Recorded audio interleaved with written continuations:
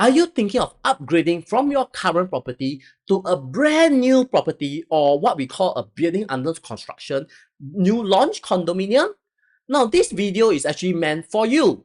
Now, in today's topic, I'll be actually talking about teaching you what are the 4 different methods in which, right, you will be able to upgrade from your existing property to a brand new condo.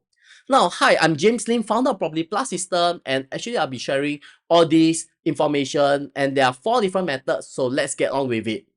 Before we get started, make sure you subscribe to this channel on YouTube and click on the alert notification.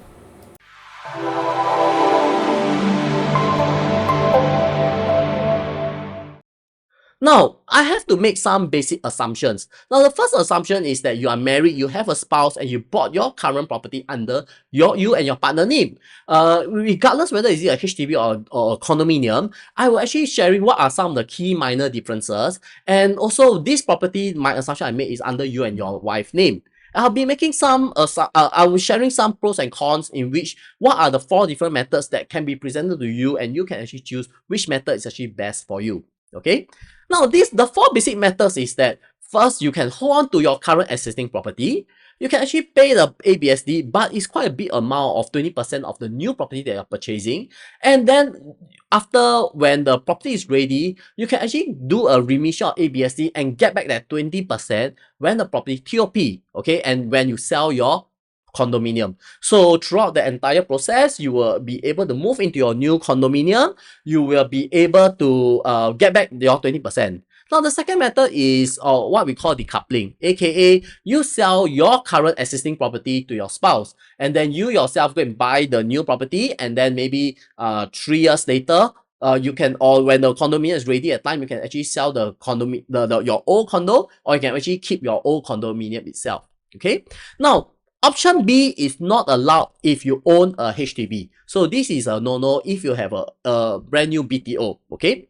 But again, if you are currently having a HDB, and if it's a owner occupier, the occupier will be able to buy a property, a new condo, without any ABSA at all. Okay.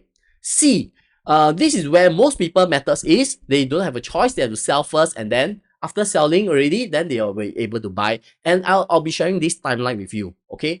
Or the option is where a lot of people who own multiple properties. There's no point if they sell one property. Let's say someone own 2 properties. Even if they will sell one property, they will still have to pay ABSD. Therefore, a best method for them is that they can actually buy under your children's name, or in other words, is buying through trust. So let's look at all the pros and cons for these 4 options. Now, the first option where you have to pay ABSD, of course, the pros is that you can actually continue to stay in your old property until the project TOP. Upon TOP at time, you get the keys that time, you can actually start your renovation and can slowly move in. And then meanwhile, you can actually market your old condominium, okay, or your old HDB. Now, upon the sales of your HDB process happens that time, or the sales process of the resale condo that in which you are staying in kicks in, okay, you will be able to apply to IRAS for remission of the 20% back.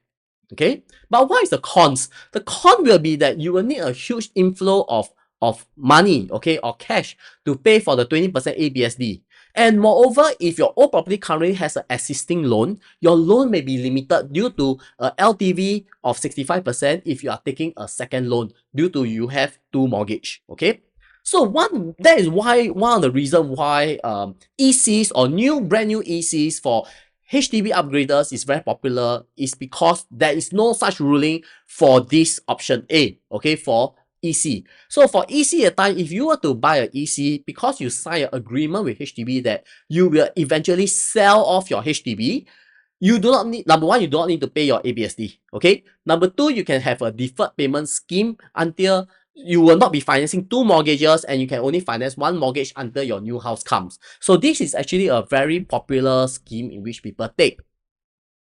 Now, the second option is decoupling. So decoupling basically is that, let's say me and my spouse, I sell my stake, 50% stake of the property to my wife, and I am now free of any bank loan, and I'm also free of any property under my name. Okay, so the positive is that I do have a place to stay. I'm currently holding on to 2 properties. Okay, and because of that, right, you know, I have additional cash influx for my second property. Why? Because let's say my current loan is actually 50%. Okay, when my wife buy over from me at time, she may be able to boost the loan to a higher amount, and this cash can actually comes in to help me fund my second property. Okay, but what is the cons? The problem with the con is that the some of the con is that the loan has to be only under my name and not under my wife's name.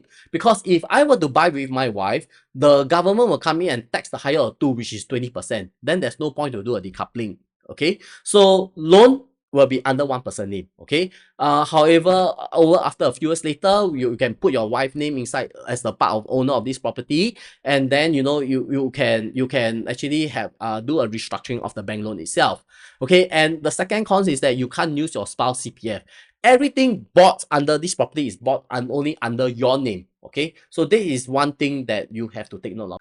Now, option C, sell first. Okay, no choice. You need the money to pay up. You do not have the ABSD. You want to buy under 2-person names. So what is the pros over here? There is a lot of cash available from you and CPF, because after selling the property, the money get back into your CPF account. And not only that, you can also take a max bank loan because both of you do not have any loan mortgage under your name. But what again is the con? The con is timeline. Okay, it's always about the timeline, because people need to sell first before they can even exercise the new property, as what I show you just now.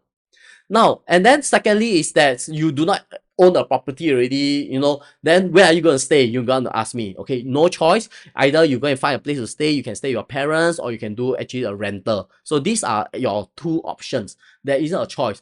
Of course, that is one of the reasons why people tend to wait until the property is nearer to the TOP stage. Then they sell off your property and then they will buy a new launch property. You know, it's something like having your cake and eat it. Okay, but then again, when the property is nearer to the launch date, the TOP date at time, number one, the price may increase. Number two, you know, there is selected units, not your choice units anymore, and then you can't really, you don't really have a lot of options. Okay, so this is the third option, where you have to sell first and then you can purchase.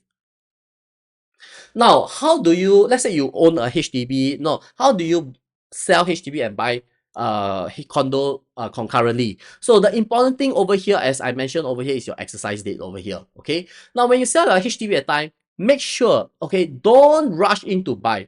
Make sure after you exercise the time, you know, your buyer exercise the time, then you can do your purchase. Okay, because after that, after 2 weeks later, when you exercise the time, you 100% know that the buyer has already exercised. This property is your old property is 100% sold, and therefore you will be able to own the property yourself, and you will not be incurred ABSD. Because what if over here your HDB, the buyer back out? If your buyer back out, the most you'll lose is 1%.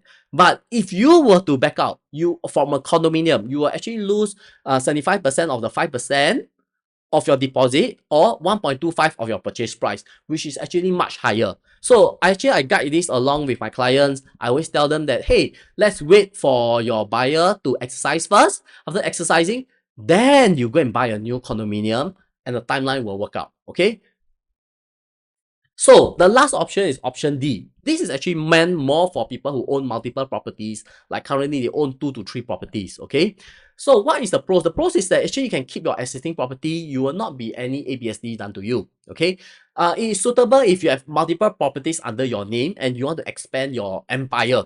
Okay, but what is the con? The con is that you can't take a mortgage. Okay, because this property is by a trust, it's actually owned by your child, so you can't take a mortgage at all. Okay, you have to pay full cash for it. Okay, the property officially belongs to your child. Okay, and why I say there's a high cash upfront is because the ABSD is 65%.